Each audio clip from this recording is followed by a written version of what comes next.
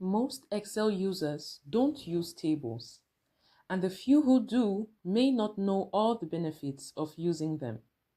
In this episode of the Excel Minutes, let's dig deeper into the incredible benefits of Excel tables. Let's go.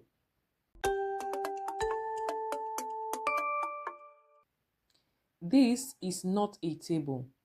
It is a simple range in Excel. To create a table, start by selecting the range of your data. If your data has no empty cells, you can simply select a cell in your range, but the best practice is to select the whole range. Let's select our data with Ctrl A. First method to create a table. In the Home menu, go to Format as Table, and you have various styles of tables you can choose from. Simply pick the style you are interested in. Excel will ask you if your table has headers, which is the case in our example. Here are our headers in line 1. So we will keep the My Table Has Headers option ticked, then click OK. Second method, select the data with Ctrl A, go to the Insert menu, then Table, then OK. You can equally create a table by using the shortcut Ctrl T and click OK. By the way, if you've not watched the previous video on Excel shortcuts, please click on the link at the top right of your screen to do so. Now we have our table. Let's see how to use it. So this is our table. The end of the table is marked by this square icon at the bottom right. When we select any cell in the table, a new menu called Table Design appears. The name of the table is here under Table Name. Let's change it to Unit Table.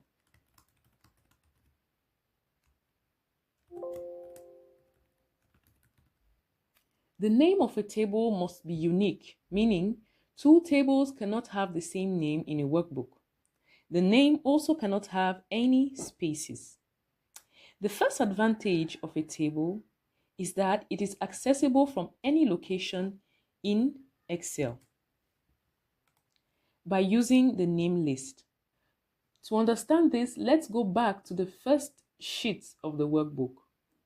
Let's go to the name list right here. Locate the name of our table, Unit Table, and click on it. Excel has taken us to the exact location of our table and has selected all the data in the table without selecting the headers. This can save a lot of time when we have a workbook with many tables. You can then access any table very easily. Notice that when we scroll down, the headers of our table are still very much visible. This is another advantage of Excel tables. If this was a simple range, we would have to freeze the top row to achieve this result.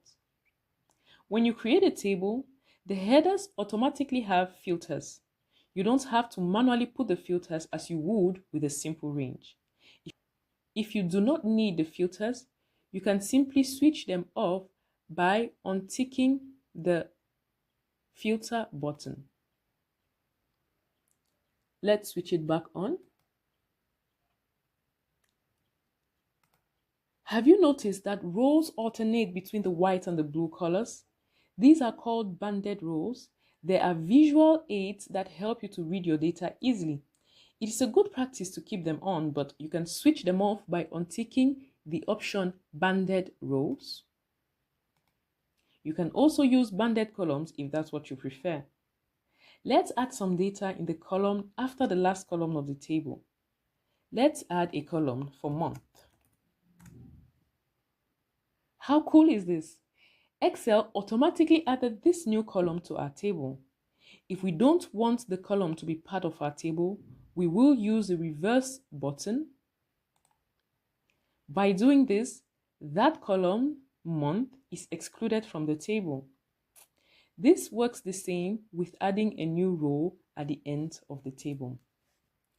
We can also resize the table manually by using the Resize Table button. Our table goes from column A to column I and from row 1 to row 90. Let's change the ending row to 100.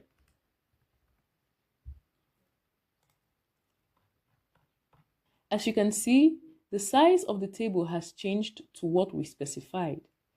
Remember the square icon we saw at the beginning of the video that marks the end of the table?